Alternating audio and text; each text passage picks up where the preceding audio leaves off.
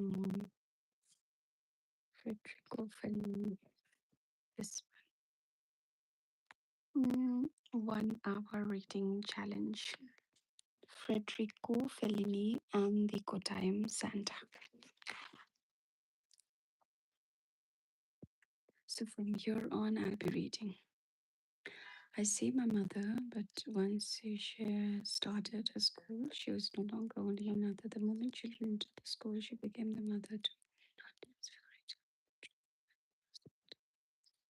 most.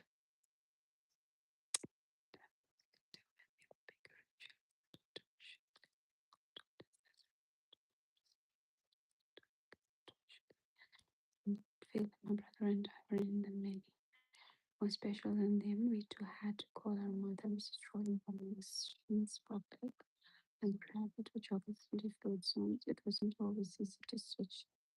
For us, school was home and home school, so we owed often, and sometimes she was Mrs. Rolling private too. Excuse me, Mrs. Wright to me. She still is more Miss Wright than mother. She felt it necessary to demonstrate that she had no favorites, so she was specially preemptive with us, her own children. We were often punished for what others had done. The responsibility of looking after so many children, of managing the food, the accounts, and the increasing numbers of teachers and staff once again triggered a spike in her asthma. But now each attack was an event, a piece of theatre. It created a flutter in the whole school. People would rush and whisper, flock around her. She was waited upon hand and foot. I think she recognized quickly that ill health was a good way of controlling people, keeping them on the hop. She often told me that she might die any day, any time, from one moment to the next, and then what would I do? Unless somebody agreed to take me in, which was unlikely, she said, I would end up on the streets. I'd have to take care of myself. I'd have to be prepared to plan this. But I watched her struggling to breathe during those times of asthma. That came without warning. Her heavy chest struck terror into me. Unlike in our days in OT, I was old enough to understand the idea of the finality of death and dying. The shadows that collected in the deep hollows that formed near the collarbones were like a confederation of cheering skulls knocking against one another, their mirthless smiles asking, what will you do now, Dilka? We asks the same thing in our register. What will you do? Go. My reply was always, I'll breathe for you. I tried to breathe for her. I became her lungs, her body. I attached myself to her in ways she wasn't aware of. I became one of her valiant organs, a sacred operative, breathing my life into hers. It all became much more worse when she finally identified a family who might take me in. A slim chance of silver hope for me on an otherwise grim horizon. The family didn't know, of course. It was just a speculation on a mother's part, a secret plot between her and a valiant organ child. The family was a perfect fit in many ways for the task it didn't know it had been assigned. A young widow who worked in the school, her children, my friends, a little younger than me, studied there. They, the chosen ones, lived in a big, airy house. The trouble was their grandfather, patriarch of the house, a respected senior in the town, sweaty brown Santa on the Rotary Club Christmas party in a red jumpsuit and a cotton wool beard. And I was sometimes sent to their home for weekends, presumably so that the children could get used on their soon to be permanent sister, vice versa.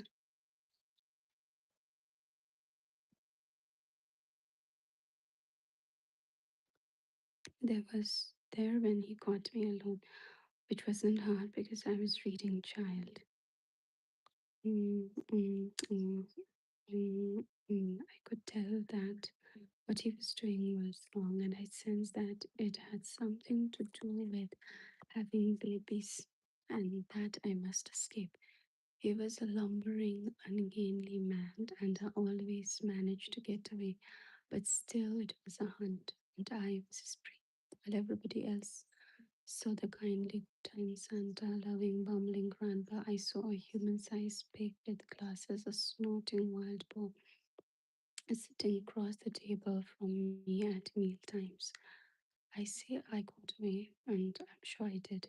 But at the time, I didn't know what I got away from. What exactly had to happen to make you have a baby? Had I got away in time? I would think about this while I was sitting in my improvised classroom, just a trestle table and a few low wooden stools in the halls of a sliding, folding rotary school.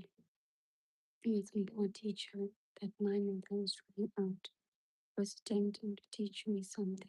Hindi, Malayalam, history, geography. Was I pregnant? Can children have babies? I'd break out into a cold sweat at the thought. I said would trickle down the back of my legs.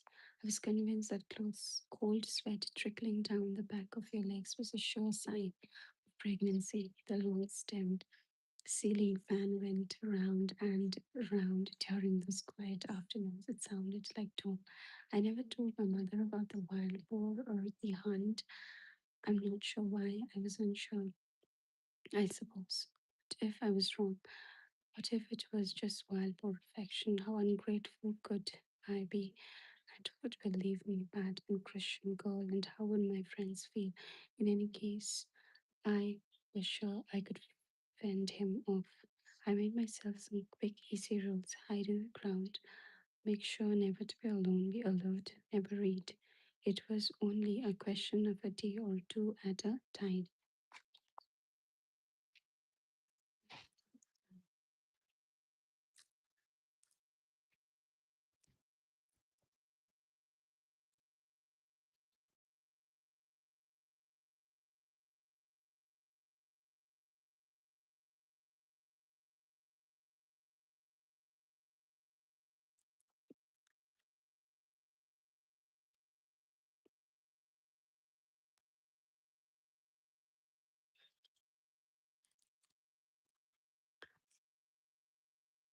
Mm, start 6.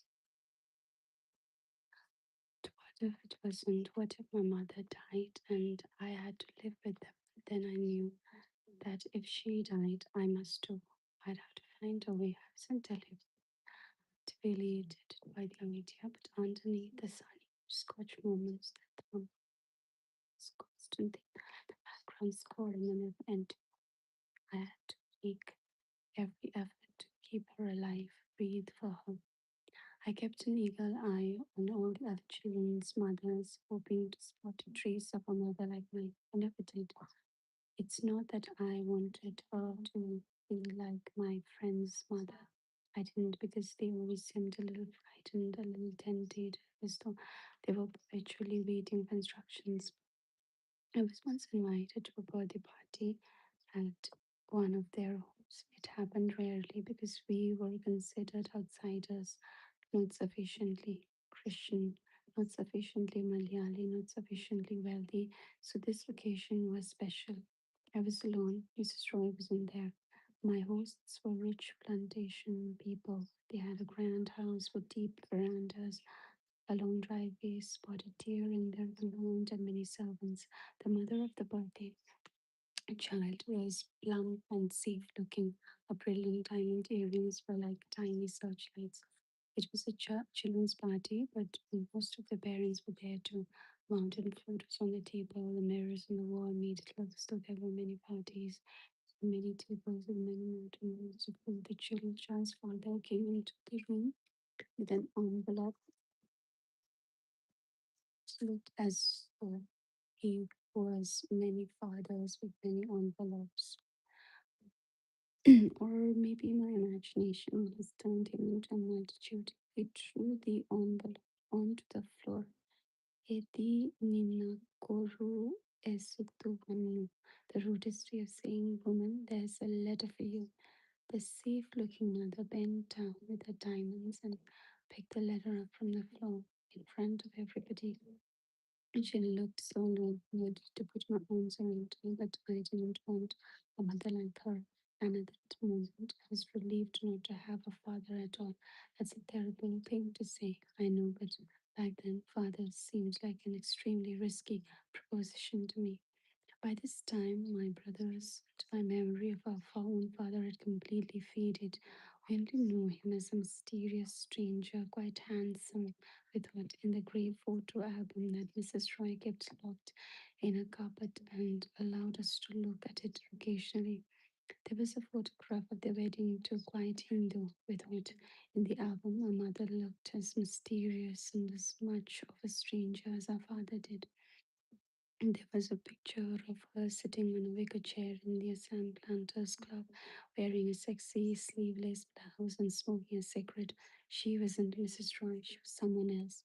Mrs. Roy didn't talk about Sam at all. The only thing she said about her husband was he was a nothing man. As the school grew from being a primary school into a junior school, Mrs. Roy had to persuade nervous parents that a co-educational school was not the den of vice and sexual profligacy that people in Kottayam made it out to be. She reassured them by imposing strict moral discipline and being excessively vigilant about students flouting the flirting rules. Nevertheless, she was definite in her belief that boys and girls should play and study and grow up together. In the early years, she was an extra alert when it was brought to her attention that boys in the hostel had begun to tease the girls about breasts and bras. She had a special assembly. She sent two of the main young bullies to fetch a bra from her cupboard. It was an impressive one, halfway between a bodice and what we now know as a bra. In those days, there was only one brand of maiden form. It looked like a piece of armor, and hers looked sizable in the hands of two frightened boys. For this and much else, I must be forgiven for believing. When I first encountered his films that Federico Fellini was a social realist. This is a bra. All women wear them. Your mothers wear them. Your sisters will do soon enough. If it excites you so much, you are very welcome to keep mine. It was rough, yes, but it was one of those moments that changed the balance of power between boys and girls in the school forever.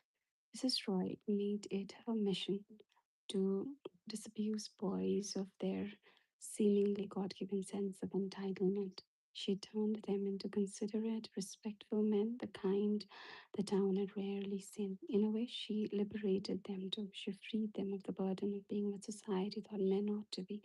She raised generations of sweet men and sent them out into the world.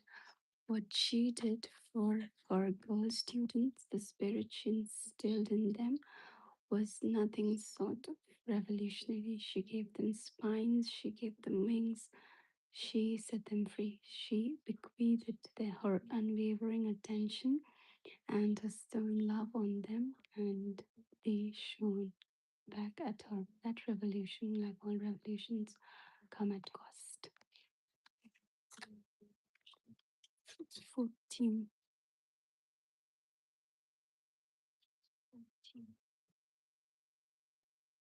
Hi, hello.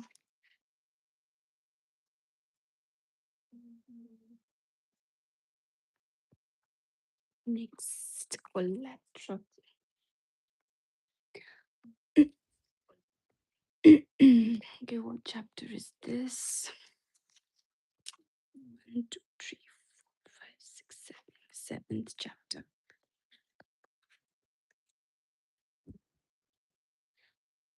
Mrs. Roy directed all her furies against men, her idea of men, her father, husband, and brother in particular, on her son, my brother LKC. From the time he was only 6 or 7 years old, for even the smallest mistake or slip up, she would call him a male chauvinist pig. She sent him away to a boarding school when he was 9. I followed 2 years later. We had outgrown her school by then, although the fees in our new boarding school were not exorbitant in the way fees are in private schools today. She still struggled to pay them.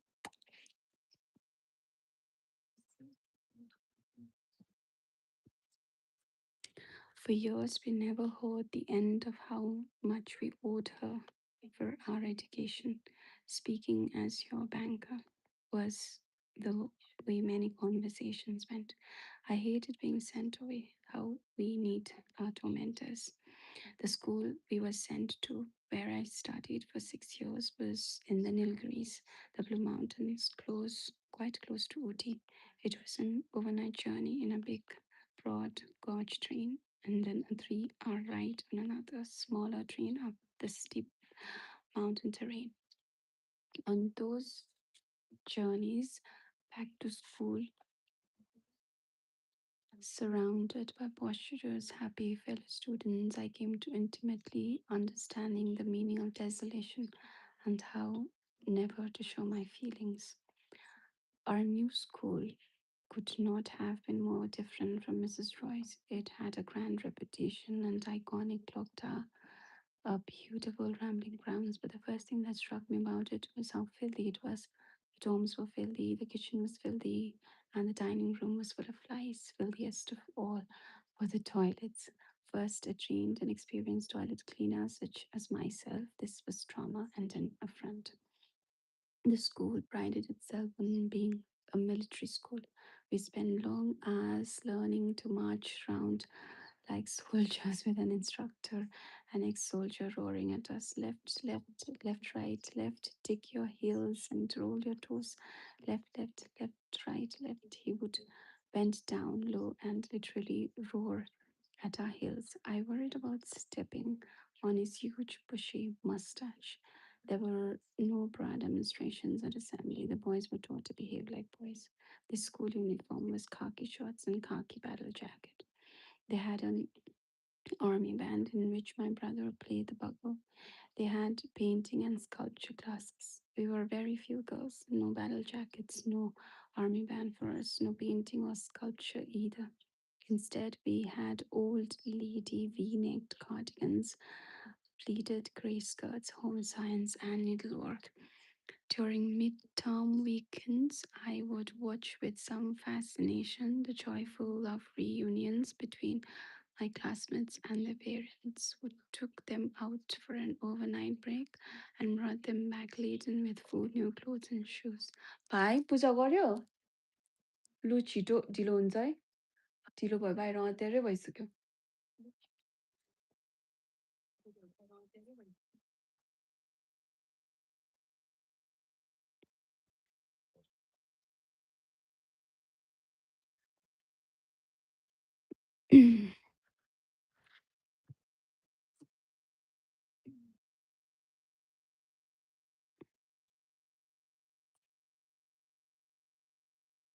Mrs. Roy did sometimes traveling from Kerala all alone to take us out.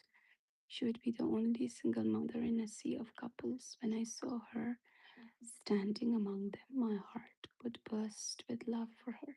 We would spend the weekend in the Imperial entomologist's gold cottage. To call those occasions joyful or loving would be untrue, but I still counted the days, the hours, the minutes to when I would be able to see Miss Roy again. There were other students like my brother and me who did not come from wealthy homes and did not always get taken out for weekends. The poorest ones, far poorer than us, were merit scholars whose parents could not afford to travel or stay in hostels. They were easily the brightest of all. In my mind, I had a separate category of humans who I thought of as the mummy daddy people. I regarded them with a tangential interest that was laced with a faint protective drizzle of cultivated dissent.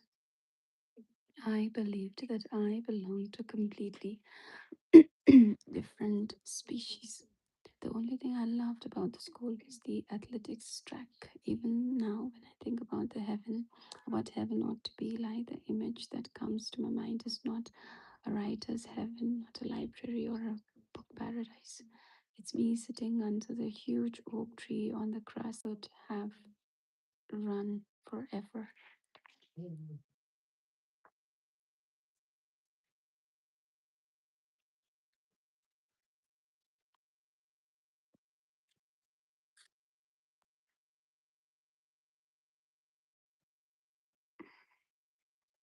News of a school report cards would arrive in the post because her bank were made it clear that she expected substantial returns on her investment. If she did get them, the consequences were grim. I fainted asleep the night she came and woke my brother up and took him.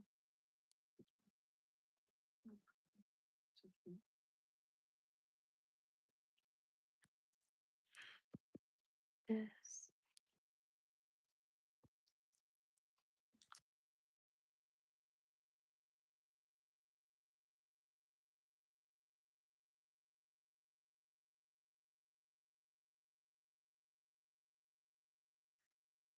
It's what is the 7:30 something. Okay, we lived in a dread of the day. Would arrive in the post because our banker made it clear that she expected substantial returns on her investment. If she didn't get them, the consequences were grim. I went sleep the night she came and took my brother, took him, little boy, sleepwalking, to a room. I followed as quietly as I could and watched the keyhole as she beat him until the thick wooden ruler broke. No son of mine comes home with a report that says average student. She reached at him without raising her voice above a whisper so as not to wake the other children in her hostel room. The whispering made the whole thing even more terrifying. My brother didn't react. That made her angrier. Finally, she grew tired and he came back to his bed, quiet as death. I pretended to be asleep. We both knew I was awake. In the morning, she hugged me and said, "You have a brilliant report." I was filled with shame. I hated myself. Since then, for me, all personal achievements comes with a sense of foreboding. On the occasions when I toasted or applauded, I always feel that someone else, someone quiet, is being beaten in the other room. If you pause to think about it, it's true, someone is. None of this stopped my brother and me from having our own arguments, fighting physically, almost to death, almost every day, breaking lamps and other small things that came to. We changed only when he grew vastly stronger. He then became my great protector. Mrs. Roy did not take kindly to this. When he was a teenager, she once said to him, "You are ugly and stupid. If I were you, I'd kill myself."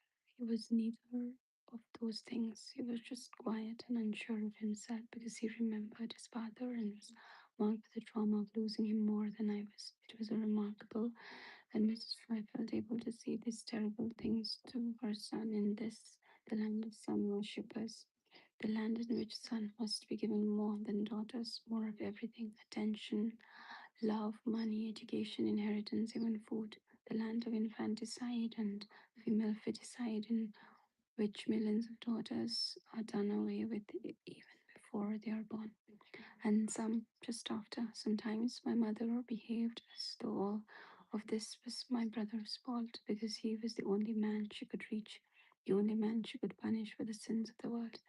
The way she was with him has queered and complicated my view of feminism forever, filled it with caveats. The corollary of to sun worship is, of course, mother worship. Ours is a land of mother worshippers too, or more accurately, a land that defies mothers who produce and then deify their sons. My brother and I grew up in the cleft between the syrupy dream and our capricious nightmare, not always knowing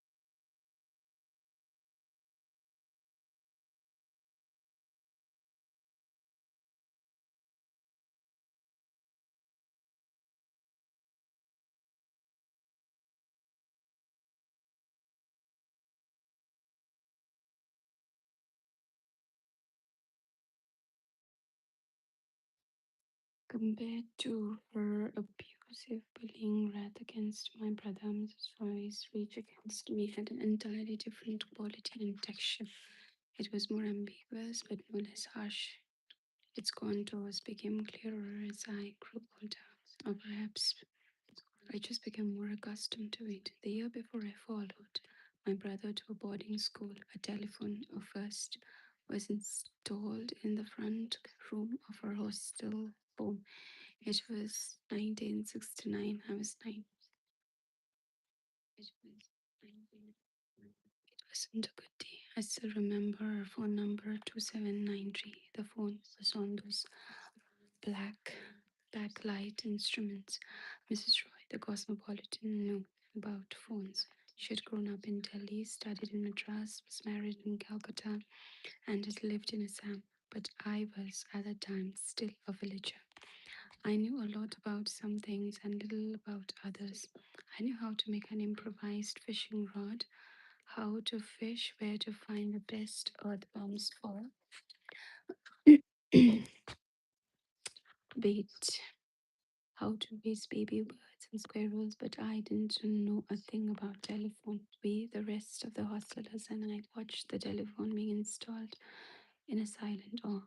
After the man who installed it left, Mrs. Roy dialed a number. I couldn't believe that my mother was talking to someone who wasn't in the room by holding a black object to her ear. I thought she was talking to herself, pretending or practicing something. Fascinated by her new acquisition, I pressed down on the twin chrome plunger buttons and the call was disconnected. Her eyes turned cold. You bitch, she said, in front of everybody. I didn't know what that meant, but it sounded bad the way she said it. Once again, I swirled like water down the sink and disappeared. I've tried hard to forget this moment, more because of the expression in her eyes than the word itself. But clearly, I haven't succeeded. A few years before she died, she asked me if my dogs in Delhi were men or women.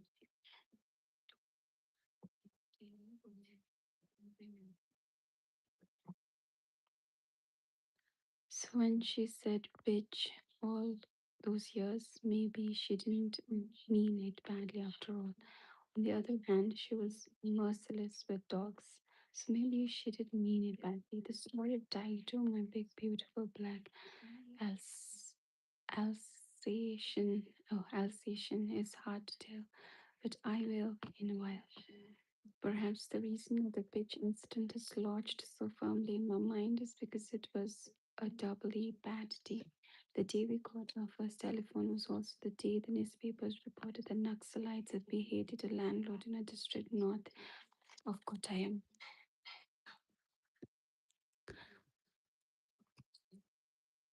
His photograph is in papers, blurry, black and white, the way I remember it. His severed head lay some distance from his body, which was tied to a pole. The earth around him was dark with blood. The Naxalites were a group of far left radical insurgents, Maoists who had broken away from India's main Marxist parties. The belief that these Marxists were joining the mainstream and participating in elections had become bourgeois and betrayed the central tenets of communism. The Naxalites believed in armed revolution. They declared parliament a pigsty and called for an annihilation of the class enemy. To this end, they committed shocking acts of exhibitionist violence.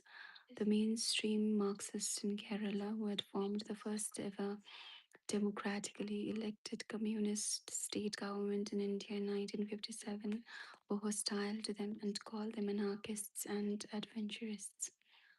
The two groups hated each other more than they hated non communists. The Naxalites uprising, which began in the village of Naxalbari in West Bengal, ignited the imaginary, angry, frustrated students and young people and spread far where 658 where the tea, coffee, and a pall of fear hung over us for the next few years. Almost all the children in the school, in the hostel especially, were the children of landlords and plantation owners. people like Naxalites consider to be the class enemy.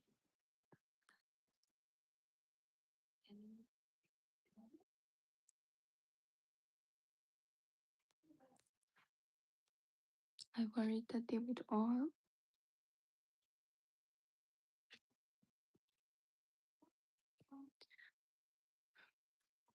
be beheaded, and Mrs. Roy, Casey, and me too, by accident, even though we weren't landlords. We monitored the backlight telephone closely for threatening calls. The bravest among us picked it up sometimes, even when it didn't ring.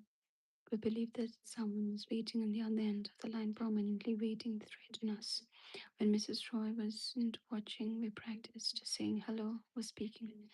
Naxalites announced that the revolution was coming. Any day it would be upon us, and the world wouldn't be unfair anymore. Revolutions were meant to make the world less unfair, Mr. Roy explained.